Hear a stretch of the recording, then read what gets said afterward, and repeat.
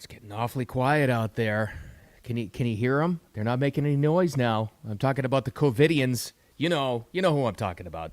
The defenders of Anthony Fauci, the ones who had the little Fauci dolls, and they were so happy and they cheered and they loved when Stephen Colbert went on his late night show and they had the dancing needles.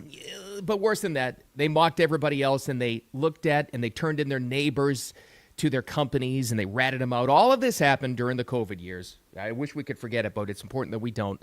You know those people. They're all quiet right now after this. And I mean horrifying bombshell revelation. Here's what's happened. We know that they got hold of Fauci's diary, the private writings. And the defense at the time for the COVIDians was, it's a violation of privacy. Leave him alone. Well, now they have his private text messages. Not private. They were on government phones. They got a hold of that through subpoenas, and they fought through the courts and to get a hold of this whole thing. What they're realizing now in these text messages that he tried to delete, by the way, is an absolutely horrifying revelation. And this, don't get me wrong, this is nothing to celebrate. We bring it up, and it's important to look at this stuff and be aware of it, to understand that we should never, ever go through anything like this again. These people were monsters. Him, Rochelle Walensky, remember her? We'll play her in a second. Horrifying, head of the CDC. She got to scurry off to, the Ivy League now. She's safe too, but shouldn't be. What this revealed was they knew not only the dangers of this vaccine, but also what it was going to do specifically in causing miscarriages. They knew. What makes it worse was went on television immediately after that and completely denied it. Lied. The exact opposite.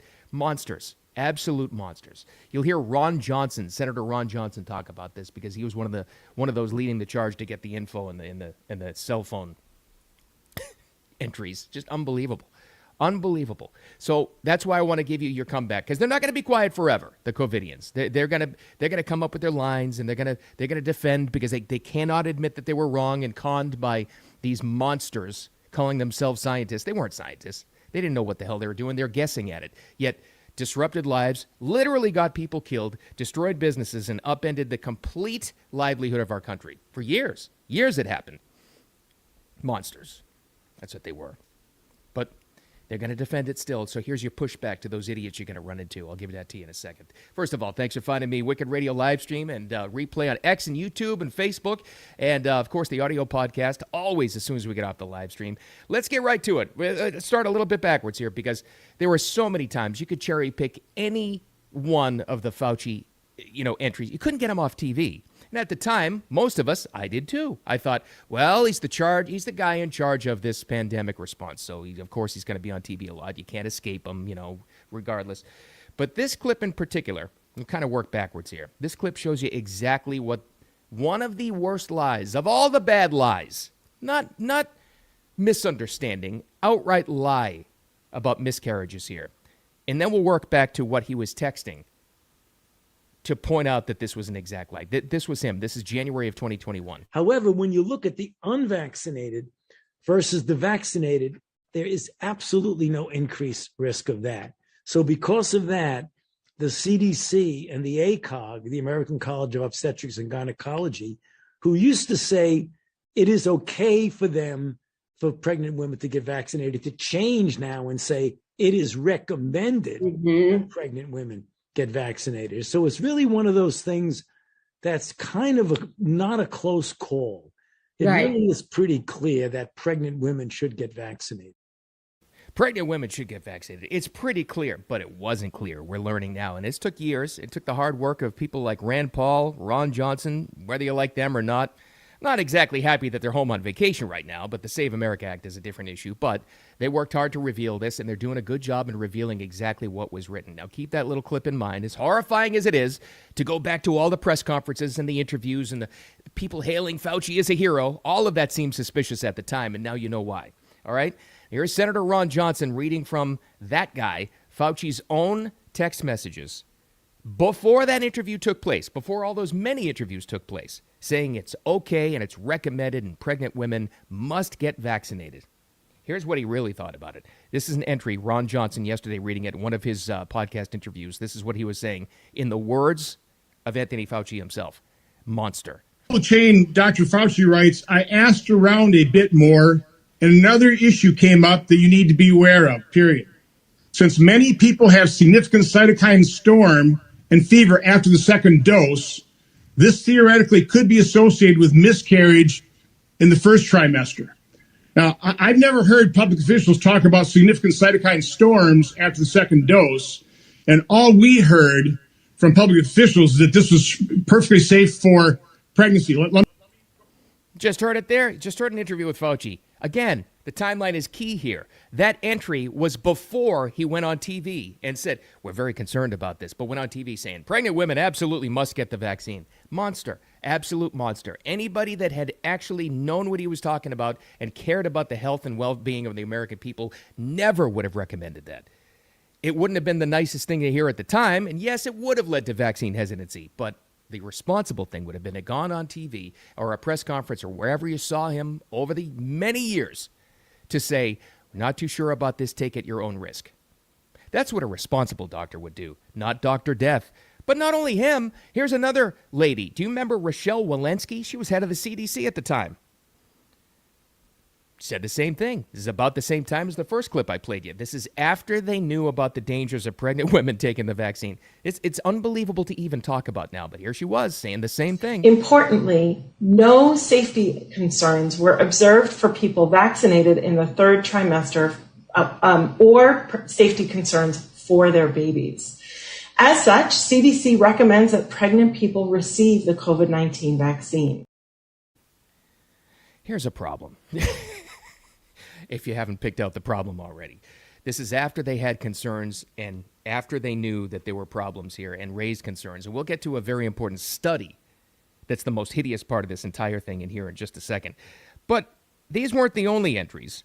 Here are some more. And Fox reporter Bill Malugin, you might know him. He's the young dude with the good hair. He was a foreign correspondent, but now he's working domestically. This is what he dug up in the Fauci text messages. From Dr. Murthy, Vivek Murthy. You might remember that name, maybe not. He was our Surgeon General. This is really helpful, thanks. I've been hearing the concern about mRNA causing mutations in the developing fetus as well. Again, this is before the announcements and the recommendation to make sure that pregnant women get this vaccine. This is a really good point. RE, the storm post second dose, blah, blah, blah. The recommendations go on. This is from Dr. Murthy again. Tony, Rochelle, referring to Dr. Fauci and Rochelle Walensky. Did you see this announcement today from WHO? That's the World Health Organization, saying that they advise against pregnant women taking the Moderna vaccine because of lack of data? It has, from Dr. Murthy, it has led to a flurry of questions. What is your take? I imagine we'll get asked about this. This is the United States Surgeon General. What is your take? This sounds like a teenager asking his buddies what he thinks about a controversial call in an NFL game. What is your take? And I imagine we'll get asked a bunch of questions about this. Yeah, I imagine you would. If that doesn't tell you that these people were not the science as they claimed to be, they were guessing, they were spitballing it. But which is almost understandable because they didn't know how to handle this. Almost. Except that they lied. Except that it was all deception and misdirection. Instead of doing the responsible thing and saying we're not sure, they were perfectly happy with shutting down this business, this country, shutting down businesses, ruining lives, recommending what we now know was a vaccine at least dangerous to pregnant women. That's what you have here. And they were perfectly fine going ahead with it and loving, as we know now from Fauci's diary entries, loving the attention and the adoration they were getting from the media, from the government, from everybody else, from the COVIDians in your life who had little Fauci doll. That happened. There were Anthony Fauci ornaments that are still somewhere in somebody's Christmas box. They still going to put them up now? The little Fauci dolls, remember those they were selling? Oh, yeah, you saw ads for those on TVs. All the while they knew this was dangerous. These absolute monsters. But somehow it gets even more hideous. And this is why you got to push back. You have to. Maybe you don't want, and I'm with you. I didn't want to think back at the COVID era. I don't want to think about it. I'd like to pretend it was just a blip in time. We survived it, thank God, hopefully, and move on. But you can't move on. You got to relive this stuff, and you have to relive the painful memories so that we don't go through it again, or our kids or grandkids don't go through it again. Because this was hideous, absolutely hideous. From the origination of this thing, where it came from, the immediate cover-up, the media convergence of lies that happened here, where they all misdirected us, ruined lives, ruined businesses. It's all there. And somehow, some way, as hideous as you thought it was yesterday, it just got worse. Because there was a study done, because of these concerns, of the effects of these vaccines on pregnant women and their potential babies in the New England Journal of Medicine in June of 21. So this is after this stuff. This is after the text messages and the concerns and the lies on TV that it's totally fine for pregnant women to take this vaccine. This is all after this. We better do a study on this. Here's what they did. They studied 827 pregnant women. 700 of them had gotten the vaccine in the third trimester. There were 104 miscarriages. But here's the real hideous thing, what they did. They looked at that and they realized very right away what a bad percentage that was. But they conflated the numbers. And they instead published it as a 12% miscarriage rate instead of the true 82%. Numbers are a little convoluted here. It's never easy to listen to numbers, especially this early in the morning. But still, here's Ron Johnson explaining it. This is the most hideous of all, possibly. What they did that was so grossly misleading. 700 of those women got their injection in the third trimester. A miscarriage or a spontaneous abortion is defined as anything up to 20 weeks. So the relevant denominator should have been 104 miscarriages divided by 127, which puts a miscarriage rate at 82%. So Anthony Fauci knew about potential cytokine storms impacting the first trimester in miscarriages, told no one about it because it would create vaccine hesitancy. These folks are well aware of this stuff. And they conflated the numbers so that they could cover up what they already knew, and they lied to the rest of the nation, and then they could point to this and say, no, it's about standard rate of miscarriages. I'll say it again, and I use this term a lot, and it's the one that keeps popping up in my head. They were freaking monsters. They weren't the science. Trust the science. How often were you told that? Just listen to the science. I was told that. I was told that in my place of employment. I bet you were too. I bet you were told that by your family and friends and your bosses and your personal doctor. Just trust the science. It was bad enough that they hushed everybody up that dared ask questions. People that didn't want to create any vaccine hesitancy. They just wanted to ask the question. You weren't even allowed to ask the questions. Because of the opening up over the past 4 years of social media now. 3, really. Because of Elon buying Twitter and making it X. Because of the opening up, it's easy to forget how much censorship was happening here. If you dared even ask a question, if you posted this on Twitter at the time, if you said, I do wonder about the effectiveness, or let's say the effect of this untested vaccine on pregnant women, I do wonder about that, you would have gotten banned. If you did a video on it explaining that, or posting something or reposting something of any of these so-called outlaw doctors that dare question this thing, you were banned. You were censored, if it even made it that way. If you questioned it, and we all know the big issue, if you dared question this vaccine and because of religious or health reasons or just general concerns, and you refused to get this vaccine, thousands of people lost their jobs. Look at all the military members that lost pensions. They were discharged dishonorably because they didn't get it. This is why you got to push back and you got to ask the questions. This is why you have to. Because every little bit of this, and I know it's tough to live through. Again, I get it. This is why you have to. Because we can't ever go through this again. But in the meantime, this is where we get to why it matters. This is what you and I can do. They're quiet now. But the COVIDians, the little disciples, not even the ones that you'll never see again, because there are people out there you'll never see again. They're alone. Scared to death because of the media, still wearing a mask alone. They're out there, believe me. There are people like that. They were so scared because of what the media was telling them, because of what people like Fauci and Walensky were telling them. You'll never see them again. But the people that are out there, they're quiet now because they're trying to formulate their cover for Dr. Death, Dr. Fauci, and others. They're trying to come up with it. And they're going to come up with something like, what was he supposed to do? Nobody knew. But here's the problem, and this is how you respond. Oh, he knew, and it's proven in his diary and text messages he knew.